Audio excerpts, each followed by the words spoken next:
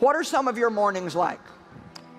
Do you go to bed intending to get up and spend time with God, but then when the alarm goes off, you hit the snooze? Then you hit the snooze again, and then you hit the snooze again. And then you've laid in bed too long, and so then you get up, and of course now you have no time for anything. And you're in a frenzy, and you're in a rush, and so that makes you grouchy. You know you should have spent time with God, you didn't do it. And the whole day basically just becomes a nightmare. All I can tell you is if you don't spend time with God, you are going to have one tragic day after another, after another, after another, after another, after another. It's amazing what happens when you give God that first little bit of time. And I believe that you'll find your time with God so fruitful that then you'll start making ways to get more. No, every morning you need to go to God for your daily bread, your daily wisdom, daily direction. Too many times we're trying to do things only in our own strength, our own intellect, our own ability. That's going to limit us. God can see things that you can't see. He knows the right people who should be in your life. He knows where the danger is, where the dead ends are. God knows how to catapult you into your destiny. You have an advantage. Are you taking time for your daily bread? Sometimes we rush out of the house. I'm in a hurry. I don't have time today, Joel. I got to get to work. I live by this principle. Never meet with other people before you meet with God. If you'll take time to acknowledge God, say, God, I need you today. Lead me, guide me, keep me on the right path. Not only will your day go better, but God will keep you from making mistakes. Start every day with Thanksgiving. Thanksgiving is so important. What are you thankful for? Do you thank God daily for even little things? There's so much to be thankful for. When you wake up in the morning, say thank you for grace. Thank you for mercy. Thank you for understanding. Thank you for wisdom. Thank you for parents. Thank you for love. Thank you for kindness. Thank you for humility. Thank you for peace. Thank you for prosperity. Say thank you in advance for what's already yours.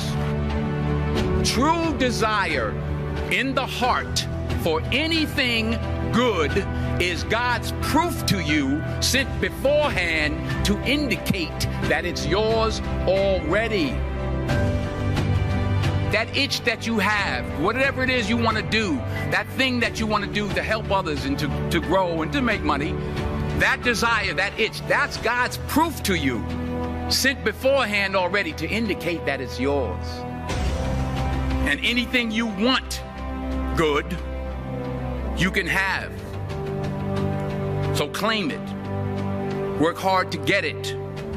When you get it, reach back. Pull someone else up. Each one, teach one.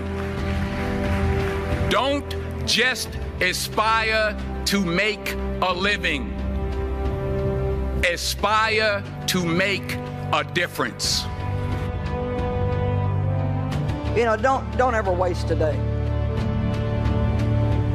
You think about time differently as you get older. I think when you're in your 20s and maybe even 30s and maybe even 40s, you don't think too much about time.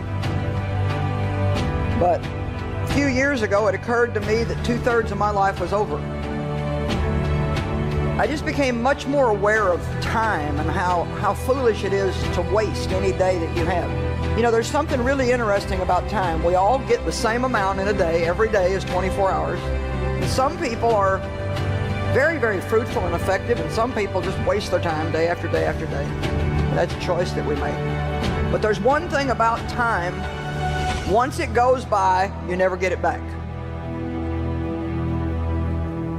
So how tragic it is to waste any day of your life. I think we need to live every day like it was our very last one, and live it to the absolute fullest that we can live it.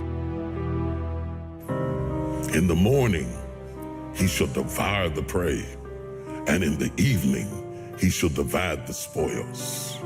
In the morning, devour something. Throw your whole self at something. You'll never know what you can do and what you can be until you throw your whole self at it. Devour it. I mean, devour it. Don't try it. Devour it. Attack it. Attack it like you're going to kill it. Devour the prey. And in the evening, you divide the spoils.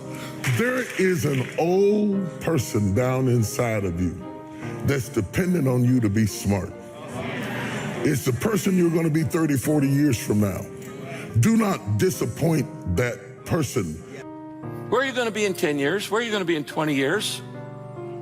Without even knowing you, I can tell you where you're going to be. Tell me what you're choosing right now, because the choices you make today will determine where you will be tomorrow. Not the choices you make tomorrow.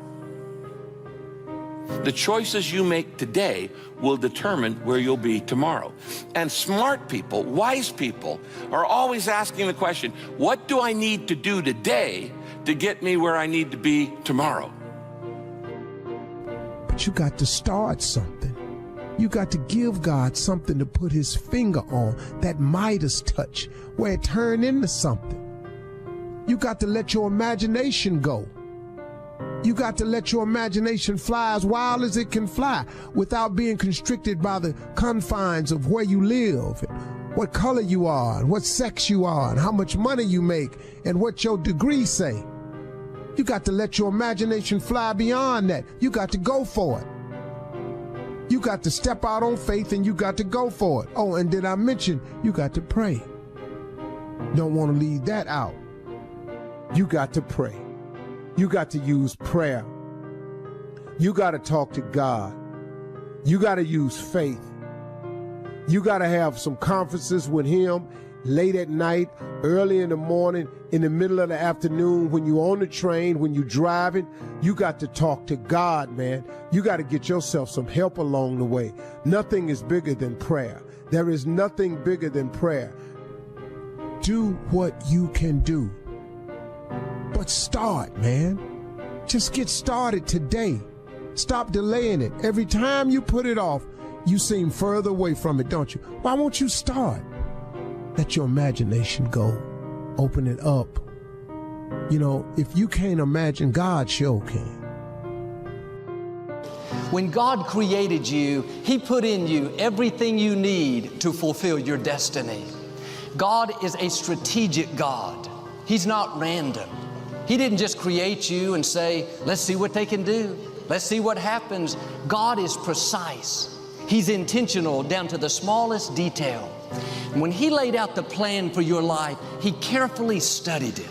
He thought about what you would need, what it would take to get you there. He gave you the talent you need, the creativity, the strength. You're the right size. You have the right looks, the right personality, the right family. You didn't get shortchanged. You are fully loaded and completely equipped for the race that's been designed for you. Now quit wishing you were something different. If I had a better personality, then I could do something great. If I came from a different family, if I wasn't so small, Joel, have a new perspective. If you needed to be taller, God would have made you taller. If you needed a different personality, he would have given you one. If you needed to be another nationality, you would be another nationality. God doesn't make mistakes. You're not faulty. You have been fearfully and wonderfully made. Now don't go around feeling shortchanged, like somehow you're lacking, you didn't get enough, you can't do what they can do. If you didn't get what somebody else has, that means you don't need it. Quit comparing yourself and run your race. Be who God created you to be. You are an original. You have something to offer the world that nobody else has. Let your gifts shine. Show your talent, your personality, your style. We don't need an imitation. We don't need a copy. We need the original you.